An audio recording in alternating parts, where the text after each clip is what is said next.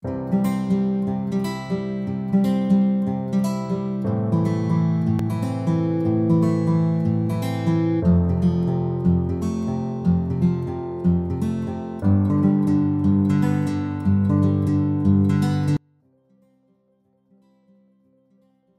en cuenta que para el gobierno de un país se van a tener ciertos ingresos, los cuales se recaudan mediante impuestos, como pueden ser el impuesto de renta, el IVA, teniendo como fin estos financiar los gastos públicos, los cuales tienen que ver con el desarrollo de un país o el cumplimiento de los derechos de un ciudadano.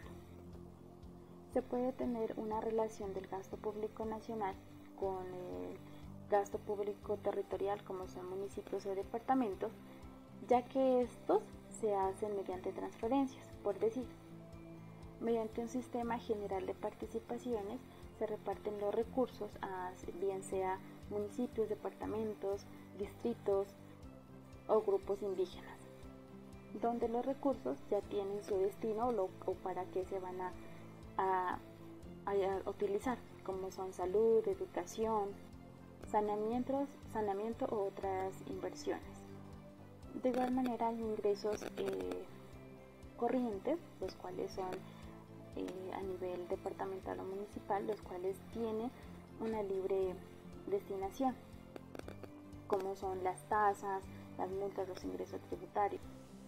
Sin embargo, hay ingresos no recurrentes como los recursos de balance, los cuales tienen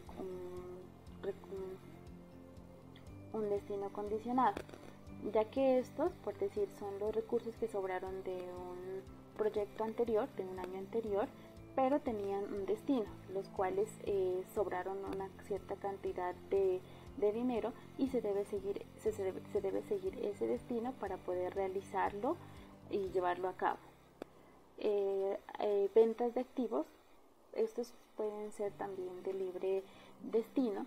Sin embargo, hay cierto porcentaje de los cuales se debe tener un límite, ya que son estos propiedades que eran a nivel territorial que se pasaron a la venta, y estos ingresos van a ayudar pues a la financiación de ciertas infraestructuras o proyectos.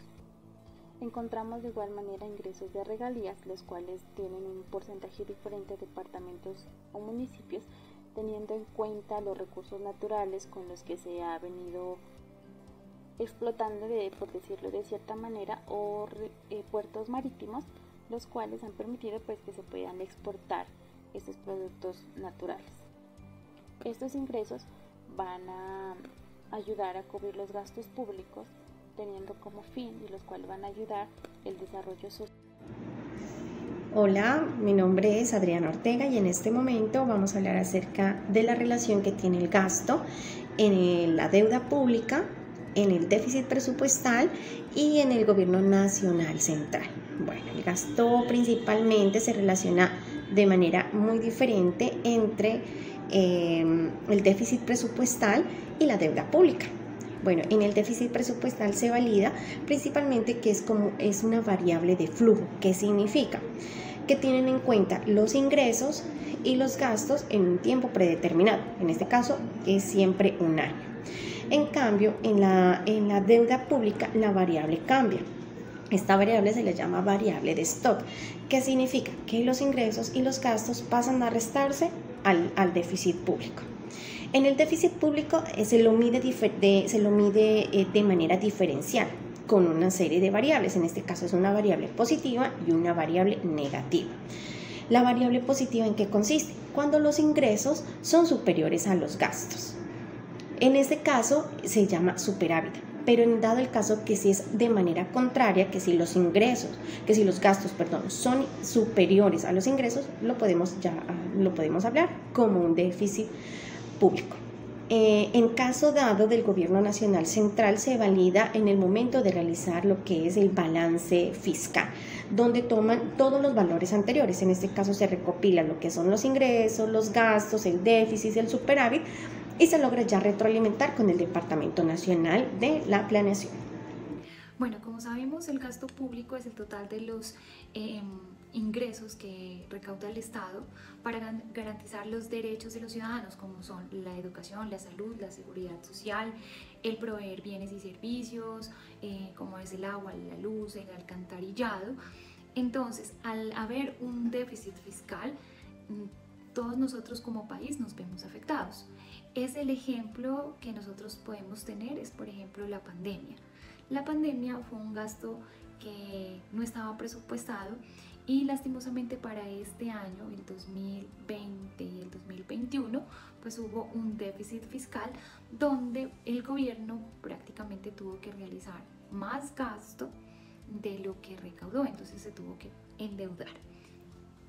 Y es así como el déficit fiscal pues prácticamente es una herramienta o un salvavidas que usa el gobierno en ciertos momentos como de crisis para gastar un poco más de dinero de lo que necesita cuando pues sucede este tipo de cosas. Entonces viene las dos opciones que tiene cada gobierno para poder salvaguardar y poder hacer este recaudo, que es vender los activos del Estado o endeudarse.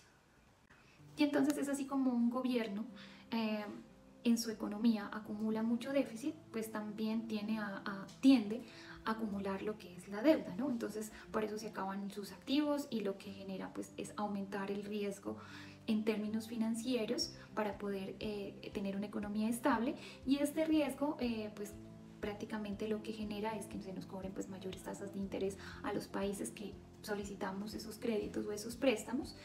Y prácticamente ahí es donde se implementan pues el sistema de las reformas tributarias, el cobro obviamente de los impuestos y toda esta serie de salvavidas que va tomando el gobierno. Por ejemplo, en este año se habla de la reforma tributaria para poder pues prácticamente controlar ese déficit. Por eso pues se dice y se señala que todo el país, si el país o todos los colombianos o los habitantes de un país, si un país se encuentra en déficit, pues se afectan directa o indirectamente. Para que haya también una equidad en el tema de lo que es el tema de presupuesto, sabemos que el presupuesto se hace cada año, ¿no? Entonces este ciclo presupuestal tiene 4 fases, que es la formulación, la aprobación, la implementación y la evaluación, para poder así designar los recursos a cada departamento y que de cada departamento se distribuyan las cosas de cada local para que haya una equidad.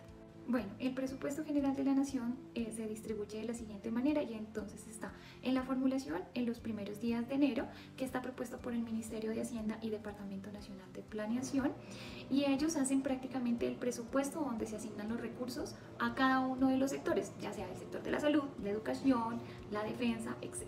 Posteriormente, en el debate de aprobación, que es a mediados de año, entre julio y octubre, el Ministerio de Hacienda presenta este proyecto de presupuesto al Congreso de la República, y es el Congreso que debe analizarlo y aceptar o aprobar el presupuesto para ese año, y es ahí donde se realizan prácticamente todos los cambios que deben de hacerse antes de octubre del año vigente. Una vez que el Congreso haya aprobado dicho presupuesto, viene la firma presidencial, que está estipulado entre los meses de octubre y diciembre.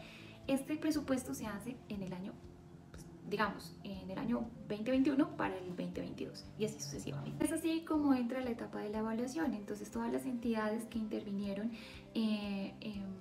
en la etapa de implementación del presupuesto, como son la Contraloría General de la República, la Procuraduría, la Dirección General de Presupuesto Público, el Consejo Superior de Política Fiscal, entran a hacer la evaluación y a hacer una retroalimentación de lo que se realizó y lo que se ejecutó el año inmediatamente anterior, para así realizar de una vez también la planificación y nuevamente empezar nuevamente con el ciclo